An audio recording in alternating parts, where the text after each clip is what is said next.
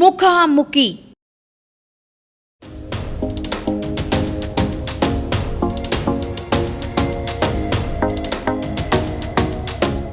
నమస్తే, welcome to 1TV news. ఏపీలో రాజకీయం వేడెక్కుతుంది. ప్రచారాలు కూడా జోరుగా సాగుతున్నాయి. ఇందులో భాగంగానే ప్రస్తుతం మనం కర్నూలు జిల్లా మంత్రాలయం నియోజకవర్గంలో ఉన్నాం. ఇక్కడ ప్రచారం ఎలా జరుగుతుంది, అలాగే సమస్యలు ఏ విధంగా ఉన్నాయి, అభివృద్ధి ఎంతవరకు జరిగింది, 3 సార్లు వరుసగా ఎమ్మెల్యేగా గెలిచి 4వ సారి ఎమ్మెల్యేగా పోటీ చేస్తున్న మంత్రాలయ వైసీపీ అభ్యర్థి బాలనాగిరెడ్డి గారు మనతో పాటు ఉన్నారు. వాటిని మాట్లాడదాం. నమస్కారం సార్. నమస్తే అమ్మ. సార్, ప్రచారం ఎలా సాగుతుంది, ప్రజల మద్దతు ఏ విధంగా ఉంది సార్? ప్రచారం అనేది ఇంతకుముందే మేము గడప గడప ప్రోగ్రాం తిరగడం జరిగింది. అప్పట్లోనే కొన్ని సమస్యలు మాకు చెప్పడం జరిగింది. దాంట్లో కొన్ని సమస్యలు తీర్చడం కూడా జరిగింది. ఇంకా కొన్ని సమస్యలు ఉంటాయి, ఎందుకంటే గ్రామాలు కాబట్టి నాది మున్సిపాలిటీ కాదు, అన్నీ బ్యాక్వర్డ్ ఏరియా నాది. అందుకే డెవలప్మెంట్ ఇంకా చాలా అంటే 50% వరకు జరిగింది. ఇంకా 50% చేసేది మేము ఉంది.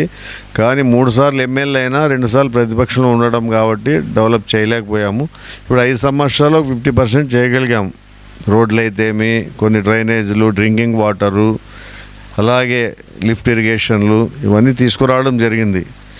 అన్నీ కంప్లీట్ కావాలంటే మళ్ళీ ఇంకో 5 ఏళ్ళు అయితే అన్నీ కంప్లీట్ అయిపోయి నీట్గా ప్రజలకు ఎక్కడ ఇబ్బంది లేకుండా మా నియోజకవర్గంలో వలసలు పోతారని చాలా చెప్తారు. ఎప్పుడు చూసినా మంత్రాలయంలోని వలసలు పోతారని. అన్ని నియోజకవర్గాల్లో వలసలు పోయేది అలవాటు అయిపోయింది. ఎందుకంటే వాళ్ళకి అక్కడ వచ్చే కూలీలు ఇక్కడికి ఇచ్చే కూలీలు చాలా తక్కువ. దానికోసం వలసలు పోతే వాళ్ళు ఏదో ఎంతో అక్కడ మిగిలించుకొని మళ్ళీ ఇక్కడికి వచ్చి ఏదో మంచి చెడ్డ వాళ్ళు ల్యాండ్ అయితేమి, లేకపోతే ఏదైనా సైట్ అయితే వాళ్ళు తీసుకుంటున్నారు, ఇల్లు కట్టుకుంటున్నారు. వాళ్ళకి అది ఎన్ని తూర్లు మనం చెప్పినా, నీళ్ళు ఉన్నా కూడా, వాటర్ ఉన్న వర్షాల టైంలో కూడా వాళ్ళు వలసలు పోయారు. కానీ తెలుగుదేశం వాళ్ళు అదే పనిగా గ్రామాల నుంచి వలసలు పోతున్నారని వాళ్ళు చెప్పుకోవడం ఒక పని అయిపోయింది తప్ప, వాళ్ళు ఉన్నప్పుడు కూడా పోవడం జరిగింది. ఒక వైఎస్ఆర్ కాంగ్రెస్ పార్టీ అధికారంలో వచ్చినప్పుడే కాదు, తెలుగుదేశం పార్టీ అధికారంలో ఉన్నప్పుడు కూడా పోవడం జరిగింది. దాన్ని ఎవరు ఆపలేరు. కానీ రేపు వాళ్ళు చెప్పుకుంటుండేదేమి, ఏ మంత్రాలయం నుంచి పోతున్నారు, ఇంకొక నియోజకవర్గాల నుంచి పోతున్నారు చెప్తున్నారు. దానికేం సంబంధం లేదు. గ్రామాల్లో ఎట్టి పరిస్థితిలో వలసలు పోకుండా చూడాలని ఆలోచనతో 5 లిఫ్ట్ ఇరిగేషన్లు తేవడం జరిగింది.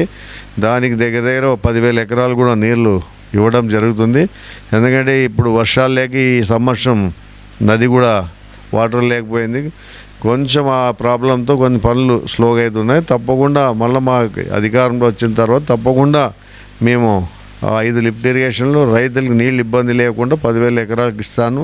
మళ్ళీ కోసిలో కూడా పులిగనం నుంచి ఒక 3,000 ఎకరాల వరకు దాన్ని కూడా తీసుకురావడం జరిగింది. అది కూడా జగన్మోహన్ రెడ్డి మాకు బ్యాక్వర్డ్ ఏరియాని ఇవ్వడం జరిగింది. తప్పకుండా అవన్నీ చేస్తారు.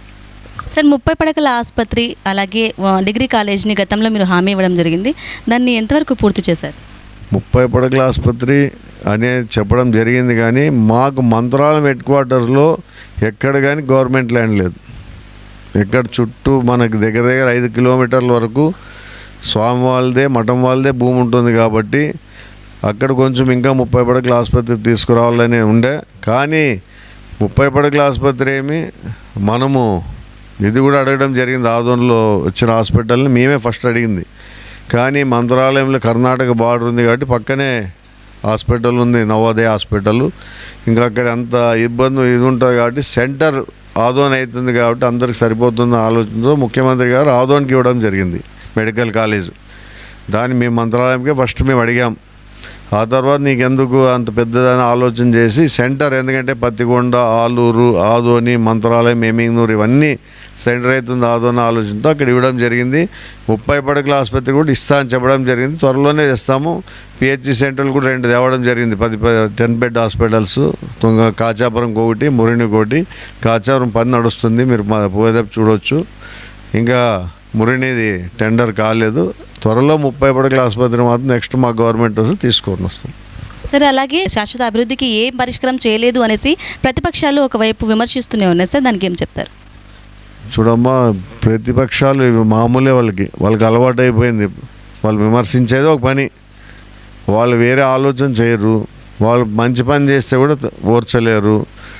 వాళ్ళకి ఇన్ని నిజంగా చెబితే జగన్మోహన్ రెడ్డి పాదయాత్ర చేసినప్పుడు వాళ్ళు కరోనా వచ్చినా కూడా ఆయన పథకాలు ఇవ్వడం జరిగింది. పథకాలు ఎక్కువ ఇవ్వడంతో కొంచెం అభివృద్ధి తక్కువైంది తప్ప అభివృద్ధి జరగలేదని ఏం కాదు, అభివృద్ధి జరిగింది కొంతవరకు. కానీ పథకాలు ఎక్కువ ఇవ్వడంతో కొంచెం అభివృద్ధి మేమే చెప్పుకుంటాం కొంచెం తగ్గిందని. నెక్స్ట్ అధికారం వచ్చిన తర్వాత పథకాలతో సహా డెవలప్మెంట్ కూడా చేస్తారు, తప్పకుండా చేసి చూపిస్తాడు మా జగన్మోహన్ రెడ్డి. తప్పకుండా మేము కూడా మా నియోజకవర్గాలు అభివృద్ధి చేసుకుంటాం. సీఎం జగన్కి రాళ్ళదాడి జరిగినప్పుడు గాయపడడం జరిగింది. ఇదంతా టీడీపీ నాయకులు చేశారని మన వైసీపీ వాళ్ళు చెప్తున్నారు. కాకపోతే భద్రతా వైఫల్యం వల్లే జరిగింది అని చెప్పేసి టీడీపీ వాళ్ళు చెప్తున్నారు. దీనికి ఏం చెప్తారు? చూడండమ్మా, ఇప్పుడు వాళ్ళు చేయాల్సింది అది బోండవమా ఏరియా చెప్పాలంటే. ఆయన మీకు అందరికీ తెలుసు విజయవాడలో ఆయన ఎలాంటి వ్యక్తి అనేది. ఆ ఏరియాలోని ఇన్ని బస్ యాత్రలు చేసిన ఎక్కడ జరుపుకోకుండా ఒక విజయవాడలోనే జరగడం ఎందుకు జరిగిందని మా ఆలోచన. తెలుగుదేశం వాళ్ళకి అది ఆ జనాలు వచ్చేది చూసి ఆ ప్రజల ఆదరణ చూసి తట్టుకోలేక ఏదో కోపంతో ఏదో చేయడం జరిగింది తప్ప, సరే ఒకవేళ వాళ్ళు చేసినారో చేయలేదనేది పోలీసు వాళ్ళు ఇంటెలిజెన్స్ వాళ్ళు దాన్ని తప్పకుండా బయటికి తీస్తారు, తప్పకుండా బయటకు కూడా వస్తుంది.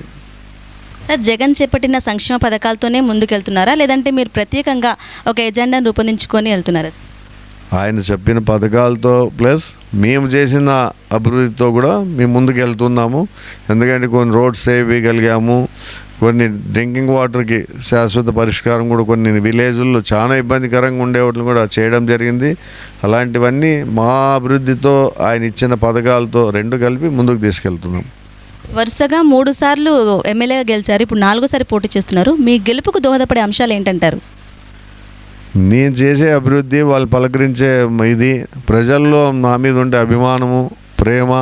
ఎందుకంటే 2009 నుంచి 14 వరకు నన్ను గెలిపించారు. మళ్ళీ 14 ఇప్పుడు ఎలక్షన్ 24 వస్తుంది. 24 2009 14 19 3 తూర్లు గెలిపించారు. 4వసారి కూడా తప్పకుండా గెలిపిస్తారు. ఎందుకంటే ఎవరికైనా పోయి మీరు ఇంకా నన్ను కాదని ప్రజల్ని అడిగితే ఏ వ్యక్తి మంచోడు, ఏ దీనికి పనికి చేస్తాడు, ఎలాగ పలకరిస్తాడు, ఎందుకు ఆయన ఎప్పుడు ఫోన్ చేస్తే అప్పుడు ఎత్తుతాడు. ప్రతి పేదవాడైనా వాడికి ఏదున్నా నేను ఫోన్ ఎత్తా. అర్ధరాత్రి 1 గంట వరకు 2 గంటల వరకు నేను ఫోన్ ఎత్తి వాళ్ళ సమస్యలు తెలుసుకుంటాను. ప్రజలు అదే ప్రేమ. ఎందుకంటే ఎవరు సర్వీస్ చేయరు, నేను ఒకటే కాదు సర్వీస్ చేసేది దీనికి. నా కుటుంబ సభ్యులు, మా అన్న కుమారుడు, నా కుమారుడు, మా నాయకులు, మా కార్యకర్తలు, మేము ఒక్కటే చేయము. మేము ఒకటే చేసే అభివృద్ధి కాదు, అందరూ కలిసి చేస్తున్నాము. కాబట్టి ఆ ప్రజల్లో ప్రేమ అభిమానం ఉంది. అందుకే 4వసారి కూడా గెలుస్తామనే ధైర్యం మాలో ఉంది. 4సారి కూడా మీరు విన్ అయితే ఎటువంటి పరిష్కారాలు, ఎటువంటి హామీలు నెరవేరుస్తారు సార్?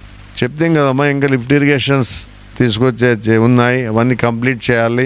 అలాగే గ్రామాల్లో కొన్ని సీసీ రోడ్లు, డ్రైనేజీలు, ఇంకా డ్రింకింగ్ వాటర్ ఎస్ఎస్ ట్యాంకులు తీసుకురావాలి. మనం ముఖ్యంగా ఎస్ఎస్ ట్యాంక్ తీస్తే ఫ్లోరైడ్ విలేజ్కి కొంచెం తగ్గిపోతాయి. అవన్నీ తప్పకుండా తీసుకురావాలి. మొన్న శాంక్షన్ అయినాయి, అనుకోకుండా కొంతమంది టెండర్కి రాలేకపోయారు. నెక్స్ట్ తప్పకుండా టెండర్ తీసుకొని తప్పకుండా పెద్దగడబూరు ఫ్లోరైడ్ ఎక్కువ, ఆ విలేజ్ కూడా ఎస్ఎస్ ట్యాంకులు 2 పెట్టడం జరిగింది. అవి కూడా తీసుకొస్తాము. మా నియోజకవర్గంలో ఇప్పుడు దగ్గర 4 ఎస్ఎస్ ట్యాంకులు ఉన్నాయి. ప్రజెంట్ అవి కూడా నది లేక 3 తాగడానికి నీళ్ళు లేకుండా ఇబ్బందులతో ప్రతి గ్రామంలో బోర్లు వేసి ప్రస్తుతానికి ఇప్పుడు నడిపిస్తున్నాము. మళ్ళా దేవుడు కరుణిస్తాడు తప్ప వర్షాలు వస్తాయి, తప్పకుండా మాకు అన్ని ఇబ్బందులు లేకుండా పోతాయి. ప్రచారానికి ఇంకా ఎవరైనా నాయకులు వస్తున్నారా సార్, పాల్గొంటున్నారా? మాకెవరితో అవసరం లేదమ్మా, మేము మన సొంతంగా వెళ్ళిపోతాం.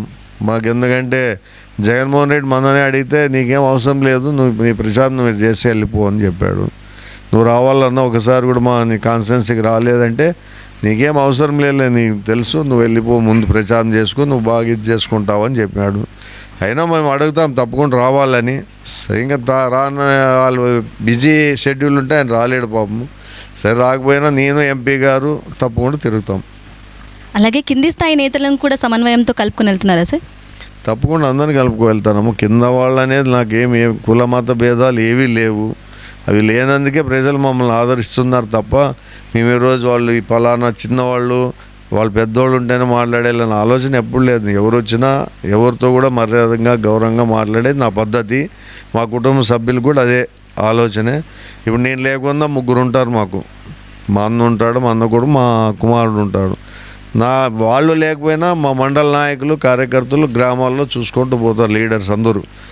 దానికి ఎక్కడ మాకు ఇబ్బంది లేదు. ఏమన్నా ఇమ్మీడియట్గా వాళ్ళు కావాలంటే నాకు ఫోన్ చేస్తారు. ఏదైనా జరగని పని జరిగితే వాళ్ళే చేసేస్తున్నారు. అలాంటి పరిస్థితి తీసుకొచ్చాను నా నియోజకవర్గంలో. అలాగే సార్, చివరగా అన్ని వర్గాల ప్రజలు మరల మిమ్మల్ని గెలిపించాలంటే ప్రజలకు ఏం విజ్ఞప్తి చేస్తారు? తప్పకుండా అమ్మ వాళ్ళు గెలిపిస్తారు. ఎందుకంటే వాళ్ళకు తెలుసు ఎవరు పని చేసేవాళ్ళు ఎవరు పని చేయని వాళ్ళు చూస్తున్నారు కదమ్మ. లేదు 3 సార్లు గెలిపించాలంటే అంత సులభమైన పని కాదు. ప్రతిపక్షంలో ఉంటూ మళ్ళా అధికార పక్షంలో తీసుకురావాలంటే అంత ఈజీగా ఎక్కడ ఉండదు. కంటిన్యూగా అయ్యేవాళ్ళు ప్రజలకు తెలుసు ఎవరు పని చేసేవాళ్ళు ఎవరు చేస్తారు, అర్ధరాత్రి ఎవరు పలుకుతారు. ఏమైనా ఇబ్బందులు అయితే ఇమ్మీడియట్గా వాళ్ళ హాస్పిటల్స్ అయితేమి స్కూల్స్కి అయితేమి వాళ్ళకి ఏదొచ్చినా మేము సమస్య పరిష్కరించుకుంటాం. వాళ్ళకి ఇమ్మీడియట్గా మేము లేకపోయినా మా నాయకులన్నీ డబ్బు ఇచ్చేసి ఆ తర్వాత మాతో మాట్లాడి ఇది చేసుకొని పోతారు. Sir, thank you. వరుసగా 3 సార్లు గెలిచాను, తర్వాత 4వ సారి కూడా నేను తప్పకుండా గెలుస్తానని ధీమా వ్యక్తం చేస్తున్నారు. అలాగే ఇంకా అసంపూర్తిగా ఉన్న అభివృద్ధి పనులను కూడా ఈసారి గెలిచి తప్పకుండా పూర్తి చేస్తానని చెప్తున్నారు. కెమెరా పర్సన్ విజయ్తో బ్రహ్మిణి, 1TV న్యూస్. ముఖాముఖి